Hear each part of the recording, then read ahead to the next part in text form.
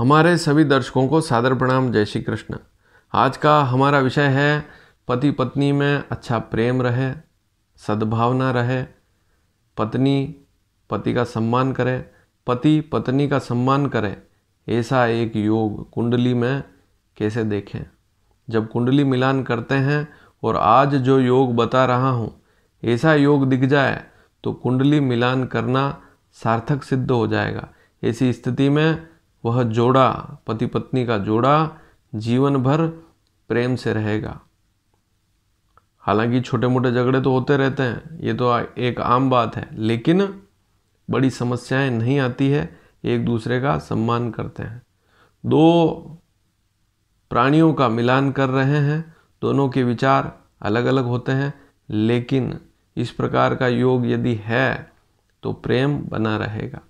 अब कुंडली मिलान करने का सीधा उद्देश्य ही यही है कि दोनों सुखी रहें। कौन चाहता है कि दोनों झगड़ें या उनमें सद्भावना ना रहे। माता पिता हो, चाहे सास ससुर हो, चाहे पंडित जी ही क्यों ना हो, उल्टा सीधा मिलान कौन करना चाहेगा। तो इस योग को भी कुंडली मिलान करते समय अवश्य देखें। अब इस योग को देखने के लिए क्या देखना पड़ेगा कुंडली में? लग्न कुंडली खोलें सबसे पहले तो दोनों की, क्योंकि कुंडली मिलान हो रहा है तो लड़की की कुंडली भी आपके सामने होनी चाहिए और लड़के की कुंडली भी आपके सामने होनी चाहिए, और D1 चार्ट ही खोलकर देखना है। लग्न कुंडली ही खोलकर देखनी है और लग्न कुंडली में आपको देखना है सप्तम भाव। दोनों की कुंडली में सप्तम भाव को देखें।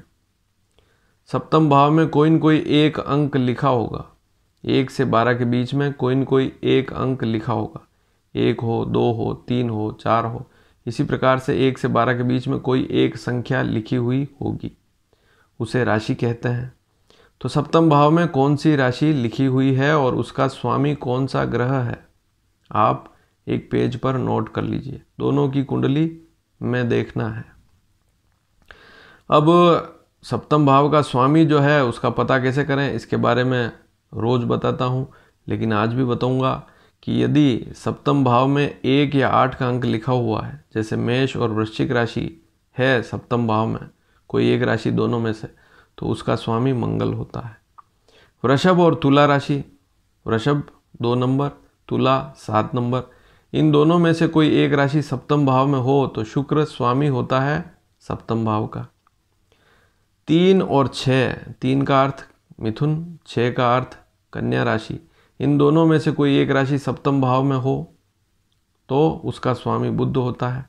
4 नंबर कर्क राशि हो सप्तम भाव में तो स्वामी होता है सप्तम भाव का चंद्रमा। 5 नंबर सप्तम भाव में लिखा हो तो सूर्य सिंह राशि का स्वामी होता है, 5 नंबर सिंह राशि होती है। 9 धनु, 12 मीन, इन दोनों राशियों में से कोई एक राशि हो तो सप्तम का स्वामी गुरु होता है। 10 मकर, 11 कुंभ, इन दोनों राशियों में से कोई एक राशि सप्तम भाव में लिखी हो तो सप्तम भाव का स्वामी शनि होता है। अब ऐसा भी हो सकता है, क्योंकि दोनों की लग्न कुंडलियां एक जैसी तो होगी नहीं, लड़के की कुंडली में सप्तम का स्वामी कोई और ग्रह होगा और लड़की की कुंडली में सप्तम का स्वामी कोई और ग्रह होगा। हमारे इस चैनल के माध्यम से आपको ज्योतिष की जानकारियाँ दी जा रही है ताकि आप भी घर बैठे हुए छोटे छोटे योग सीख पाएँ, समझ पाएँ। इसीलिए प्रत्येक दिन छोटे छोटे बिंदु पर ही बात करते हैं ताकि आप आसानी से समझ पाएँ। और आप पहली बार इस वीडियो को देख रहे हैं तो हमारे इस चैनल को सब्सक्राइब अवश्य करें। यहाँ नीचे लाल अक्षरों में सब्सक्राइब लिखा हुआ है, उसे दबाएंगे तो आप इस चैनल के सदस्य बनेंगे और बेल आइकन दबाएंगे तो सारे वीडियो आपको दिखेंगे और आने वाले समय में भी सारी जानकारियाँ आपको तुरंत मिल जाएगी, समय पर मिल जाएगी। जैसे ही मैं कोई नई जानकारी दूंगा तुरंत आप तक पहुंच जाएगी। तो सब्सक्राइब अवश्य करें इस चैनल को। तो सप्तम भाव में देखें कि लड़के की कुंडली में क्या लिखा हुआ है, कौन सी राशि है, लड़की की कुंडली में कौन सी राशि है और सप्तम का स्वामी जो भी ग्रह है वह कुंडली में किस राशि पर बैठा हुआ है।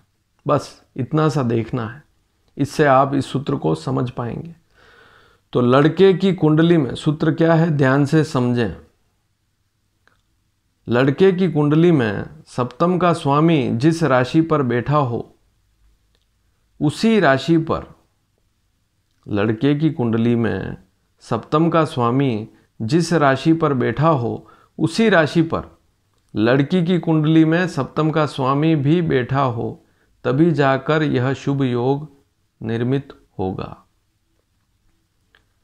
जैसे मान लीजिए लड़के की कुंडली में सप्तम का स्वामी 5 नंबर अंक पर बैठा हुआ है, सिंह राशि पर बैठा हुआ, सप्तम का स्वामी लड़के की कुंडली में। और इसी प्रकार लड़की की कुंडली में भी सप्तम का स्वामी कोई और ग्रह हो सकता है, वह भी उस लड़की की कुंडली में 5 नंबर सिंह राशि पर बैठा हो। तो इस प्रकार से इस योग को समझना है। तो अलग अलग कुंडलियों में अलग अलग सप्तम भाव में राशियां होगी, फिर भी क्योंकि लड़के की कुंडली अलग लग्न की हो सकती है, लड़की की कुंडली अलग लग्न की हो सकती है, सप्तम का स्वामी भी अलग अलग होगा, लेकिन वे दोनों एक ही राशि पर हो तब जाकर यह शुभ योग बनेगा। अब कुछ शर्तें भी हैं, उनको भी आप अवश्य ध्यान से समझें कि कुंडली में जो हमारे ज्योतिष के नियम हैं वे तो हमेशा देखने ही हैं। सबसे पहले हम क्या देखते हैं, गुण मिलान। लड़के और लड़की दोनों की राशि देखें, उनमें मित्रता है या नहीं, गुण 22 से अधिक हैं या नहीं, या 18 से अधिक हैं तब भी राशि मित्रता है या नहीं, ये सारी स्थितियां सबसे पहले देखें। दूसरी स्थिति, सप्तम का स्वामी कहीं नीच राशि पर तो नहीं। तो नीच राशियों के बारे में भी बता चुका हूं। सप्तम में जैसे शत्रु राशि पर कोई ग्रह बैठा हुआ तो नहीं है, जैसे सप्तम में सूर्य है, शनि है, राहु है, केतु है, या मंगल भी है शत्रु राशि पर सप्तम भाव में, तो यह स्थिति भी खराब होती है। सप्तम का स्वामी जहाँ बैठा है वहाँ पर अस्त तो नहीं है, यदि अस्त है तब भी शुभ फलों में कमी हो जाएगी। लग्न में पाप ग्रह हैं, द्वितीय भाव में भी राहु केतु में से कोई ग्रह है तो भी स्थिति शुभ नहीं होती है। तो जो ज्योतिष में कुंडली मिलान के नियम हैं, मैंने अनेक जानकारियाँ दी हैं। आप देखेंगे सारे वीडियो टटोलेंगे तो आपको बहुत सारी जानकारियाँ मिलेगी। तो सप्तम भाव के कारक, सप्तम भाव के स्वामी की स्थिति अच्छी होनी चाहिए, तभी जाकर यह जो सूत्र है यह भी सार्थक सिद्ध होगा। और यह जानकारी आपको अच्छी लगी हो तो इसे शेयर भी अवश्य करें। शेयर करेंगे तो और भी लोग इस सूत्र को समझ पाएंगे। तो कुंडली मिलान करते समय इस सूत्र को भी हमेशा याद रखें, इससे पति पत्नी में प्रेम बना रहता है। दूसरी अन्य बहुत सारी बातें हैं जिसमें हम राशि भी देखते हैं कि लड़के की कुंडली में सप्तम का स्वामी जिस राशि पर बैठा हुआ हो, वही राशि यदि लड़की की जन्म राशि हो और उससे मित्रता हो तो वह भी शुभ स्थिति होती है। सप्तम भाव के स्वामी की उच्च राशि यदि लड़की की हो तब भी शुभ स्थिति रहती है। सप्तम भाव के स्वामी की नीच राशि यदि लड़की की हो तब भी शुभ स्थिति रहती है। तो इसके बारे में भी जानकारी अनेक बार दे चुका हूँ। तो किस राशि की होगी लड़की, यह भी महत्वपूर्ण बात है। और मित्रता है राशि की तो सबसे सुंदर मिलान बनेगा। धन्यवाद। जय श्री कृष्ण।